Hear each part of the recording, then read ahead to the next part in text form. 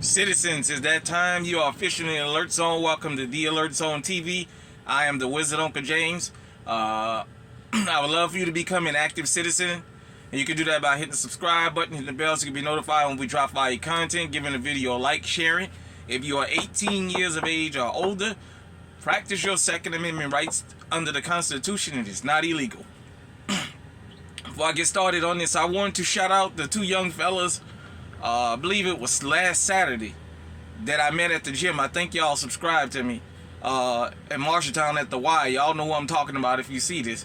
Shout out to you and to both of y'all, and especially to, about the conversation we had.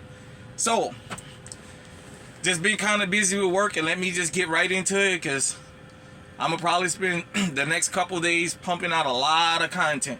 I just haven't had a chance to get in to start doing this. We're going to talk about this shit hit the fan. Food deserts have arrived. These urban food deserts are getting worse. So you guys already know that I have like some things I do in a series. And for the shit hit the fan series, I always like to talk about real life things that sometimes people don't think about or maybe never had the experience before. So we're going to get into that. Alrighty. For those of you who may not know, Walmart, the nation's largest private employer around the country, has been shutting its stores down. In Portland, they don't even exist in Portland, Oregon anymore.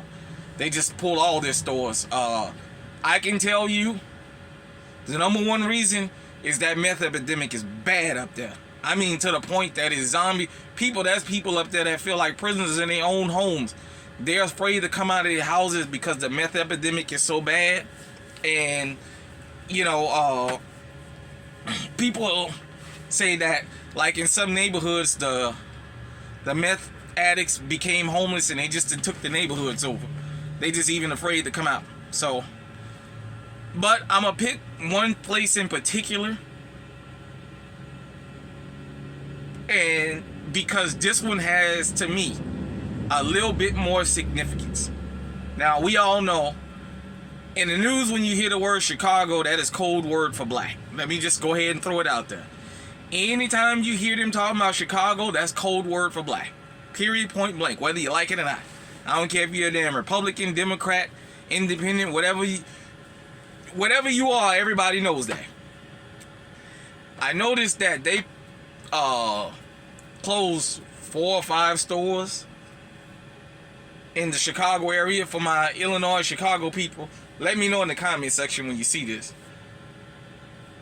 And I saw the news stories about people talking about healthy choices and food deserts and things like that. Let me explain something to you. Those people wasn't in there stealing tomatoes, lettuce, beets, carrots, cucumbers, zucchini, squash, eggplants, bananas, watermelons, grapes. They wasn't in there stealing that kind of stuff. They wasn't in there stealing wheat bread, eggs, rice. They wasn't in there stealing that. They was in them fucking stores stealing TVs and all other kind of carrying on. And the reason I know that is, in today's world, for those of you who don't know, life before social media, a store had to have a camera to catch you. Now everybody has cameras and everybody has social media, so the dumbasses post their crimes online. They've gotten to the point where they feel comfortable walking in stores and just running out with stuff. And what was even more, trying to pick the right word, I don't want to say funny because it's not funny. What was even more strange was the reaction to a lot of people from the community that said about this being closer and we need food because of food deserts. And one guy got his ass up there talking about, well, what do you guys want us to eat? Just greasy fried chicken and stuff? There's no healthy choice. That Negro probably ain't ate a vegetable in his whole life, and I'm just gonna say it like that. And yet he's on the fucking news talking about a healthy choice. As I said, these people are not in there stealing food. They're not in there saying, hey, I'm hungry. I don't have money for food. Let me take a lettuce. Most of them don't even, probably never had a salad in their life. They in there stealing everything else but something that's essential for the body to live, and now they're complaining. So, I'm going to tell you what's going to happen. I heard in Atlanta, I think 2 of them abruptly closed. They're telling you that they're abruptly closed. The board of directors, they've sat down and thought this out strategically. Now, I'm going to tell you this. I'm going to hurt some feelings with what I'm about to say. But I'm going to say it. Because I'm your uncle.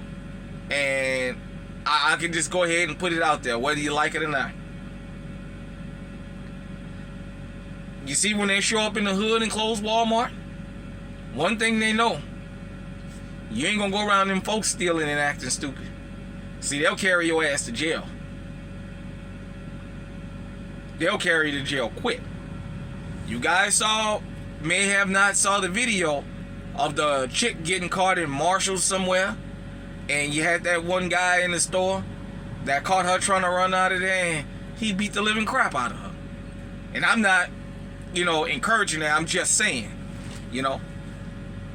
I did the food desert thing in my first shit hit the fan video because I seen this coming.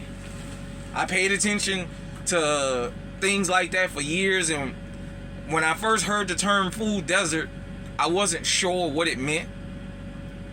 So I went back and started researching what a food desert was.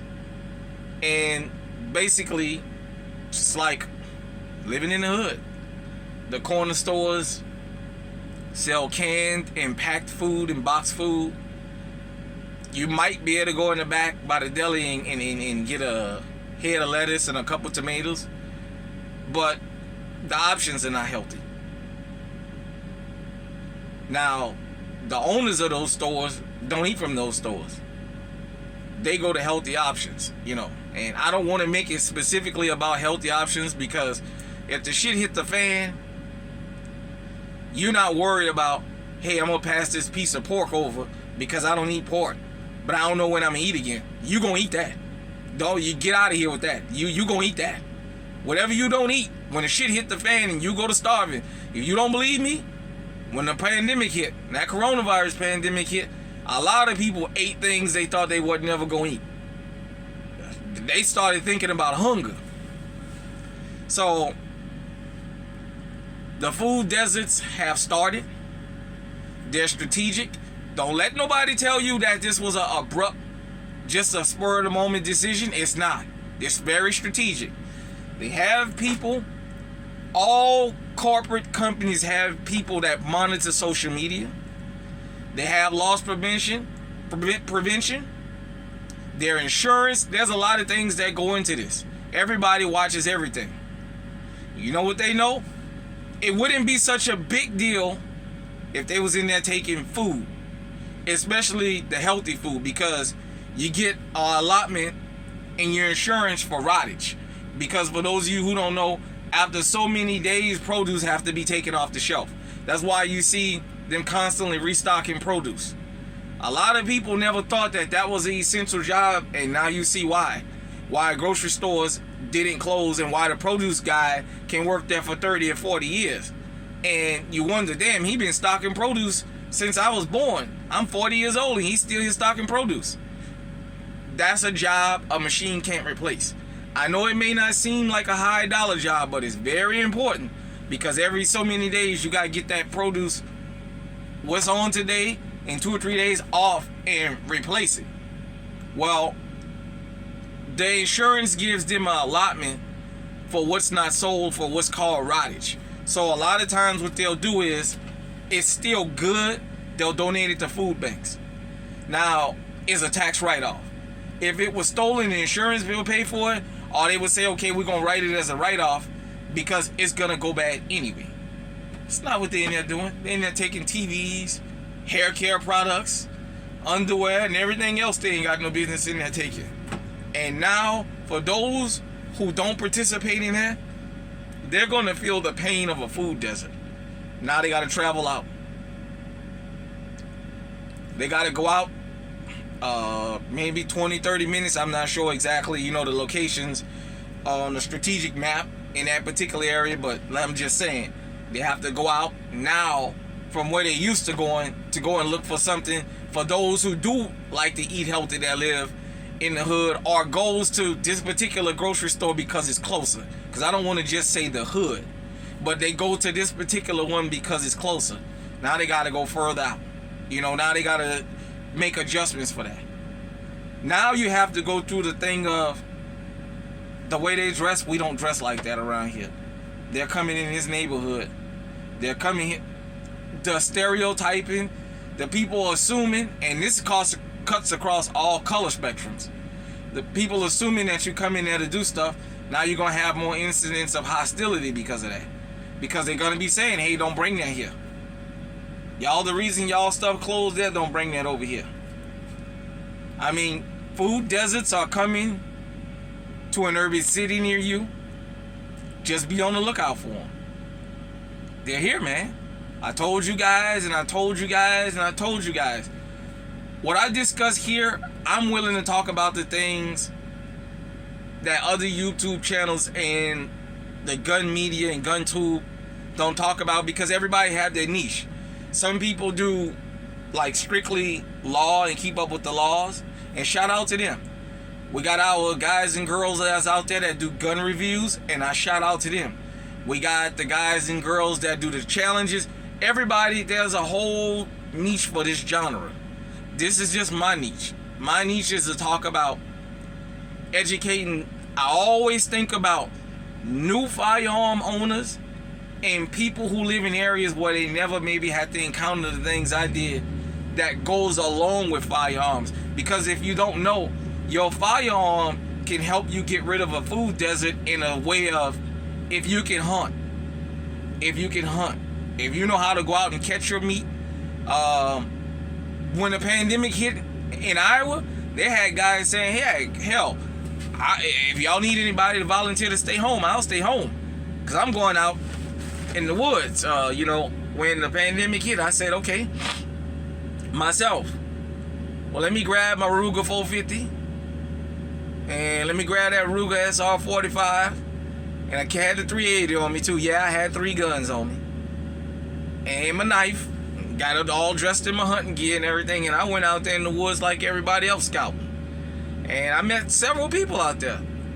And I told them I'm out here for the same reason y'all out here for. If the grocery stores get empty, we not going to starve in my house.